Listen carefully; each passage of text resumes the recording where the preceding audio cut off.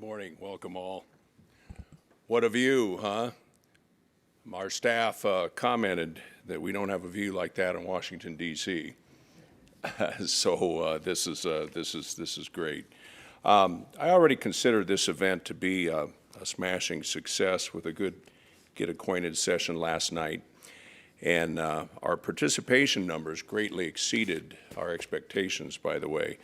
We're going to be privileged to have the State of Colorado's Commissioner of Agriculture, Karen Greenberg, is going to be joining us here about lunchtime. I'm sure she had a big day yesterday with the National Ag Day, and we're thrilled to have her with us.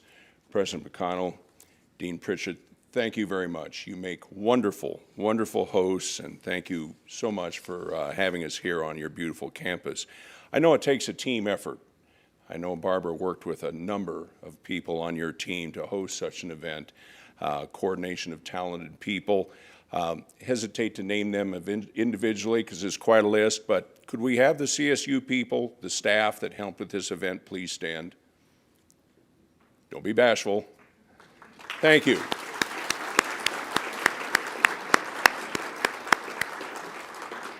Thank you for all your help. Colorado State University has been a wonderful source of graduate talent for the Farm Credit Administration, for the Farm Credit System, who we regulate, USDA, and a number of financial institutions. And I just had a meeting with our examiners down in Denver yesterday at their field office, and I would guess about half of them at least were CSU graduates. So go Rams, right? And we'll continue to look to CSU as a source of needed talent, particularly today, as the challenge of replacing people my age that are retiring, and we certainly, that's an ongoing effort. I serve as Chairman CEO of the Farm Credit Administration, which is the regulator of the Farm Credit System. The Farm Credit System is our nation's largest provider of financing to American agriculture. Together with Farmer Mac, which we also regulate, it totals almost $400 billion in lending and closing in on almost $500 billion in assets. Those numbers were, I'm sure, well beyond the imagination of Congress when they created the Farm Credit System in 1916. And that's what my agency, the Farm Credit Administration, answers to Congress to ensure the safety and soundness of the system, as well as setting policy that we believe is beneficial to American agriculture. I won't kid you, that's quite a responsibility, and a responsibility that my fellow board member Jeff Hall and I take very seriously. And by the way, Jeff sends his regards. He's holding up the ship there on the East Coast. Jeff and I think very much alike, and I think that's probably as a result of that we've gotten a lot done in the agency in the last several years, despite the challenges of COVID.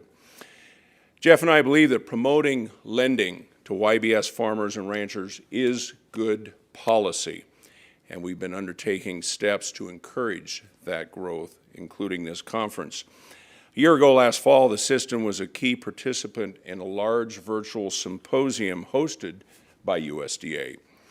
The intent was to increase collaboration between the local FSA loan officers and conventional lenders in the guaranteed loan arena.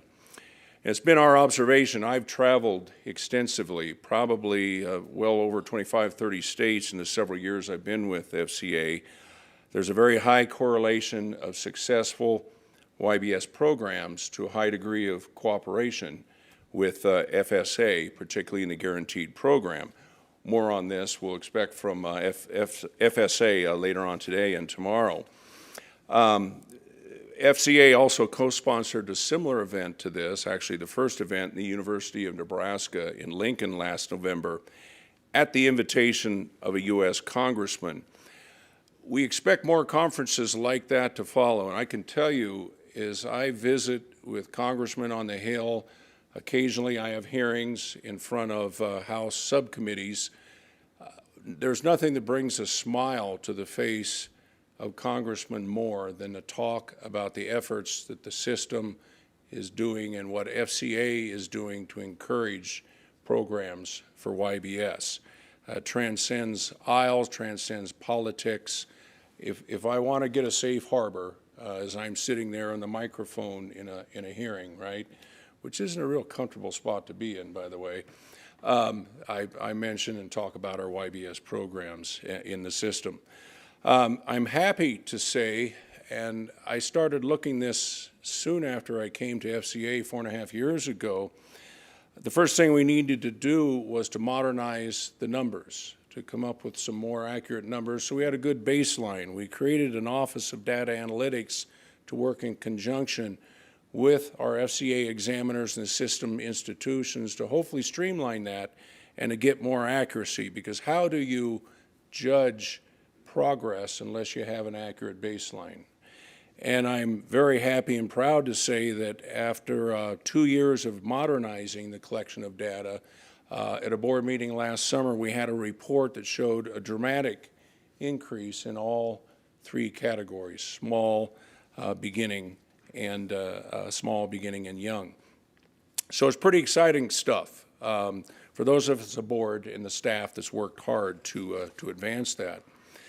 But numbers and dollars aren't the only consideration. Gina, I think you pointed that out to me here yesterday, and Gina heads up a very vibrant YBS program. It's not the only consideration. We believe that robust YBS programs offer opportunities for growth in historically underserved groups. Gary Madsen, over here on this table, a good example of that was your excellent results in outreach to your veterans groups. Those are the type of best practices that we want to replicate throughout the country. Last week, FCA met with the board of the Native American Agricultural Fund. And it was such a good meeting, we invited them to come here. And somebody's waving to me at the back of the room. Is that you, Tony? Welcome, welcome. I was going to hold my remarks off until you got here, but I'm going to tell you, we're glad to have you. That's CEO Tony Stanger McLaughlin with that group. And Tony, it's my understanding that your group will be meeting very soon with the Farm Credit Institution to discuss forming a financial entity that will leverage your assets to best serve your constituents. Wish you the best of success on that. Now, that's the type of best practice that not only do we wish them the best of success in this instance, but it can be replicated and modeled throughout the country. And that's the type of lending activity that FCA very strongly supports. On my plane trip over from DC earlier this week, I picked up a little short book at the airport. It's a self-help book by John C. Maxwell, one of the leadership experts, entitled How Successful People Think. I decided here years ago I love to read, but I needed to work up here a little bit besides just recreation, right? And this was a neat little read. If you happen to see it, the airport is only 120 pages, so I finished it on the plane ride over. But the book's chapters focused on different types of thinking: big picture thinking, focused thinking, creative, shared thinking. But the one chapter that really hit home for me for this conference was a chapter entitled Possibility Thinking. I think that's what we're doing here today and tomorrow, creating possibilities for potentially thousands and thousands of young agriculturalists, igniting interest, nurturing hope, and providing the tools for the next generation of farmers and ranchers. That's what we want to accomplish through YBS. And now it is my distinct pleasure to introduce our next speaker, the Honorable Zach Ducheneau. Now, when I was home for Christmas back in Iowa, I picked up my favorite magazine publication, Top Producer. And I'm going to embarrass Zach a little bit, it featured Zach and his daughter Kelsey, is that right, on the cover. They talk mostly about Kelsey, Zach, but that is good. That is good, because it was talking about the succession plan on their ranch in South Dakota. But I kind of think you had a big part in starting a lot of that, right? So I figured this guy I got to meet.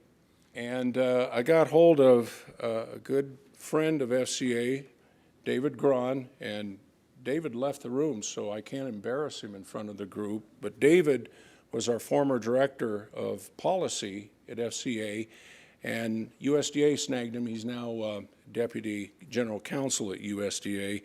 But I called on him to arrange a meeting in January, had a very good meeting. I found Administrator Ducheneau and I really have a lot of similar interests. We both experienced some major challenges in obtaining financing early in our ag careers. Through perseverance, a lot of luck. I know I had a lot of luck. We both generated successful ranch and farm operations.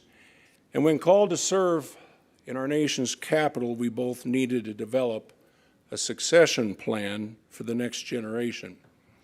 One more thing, I think we both hate DC traffic with a passion. With our obvious shared passion for seeing young beginning generations to succeed, I was thrilled when Zach almost immediately agreed to speak at this conference. So ladies and gentlemen, please welcome FSA Administrator, Mr. Zach Ducheneau. Thank you.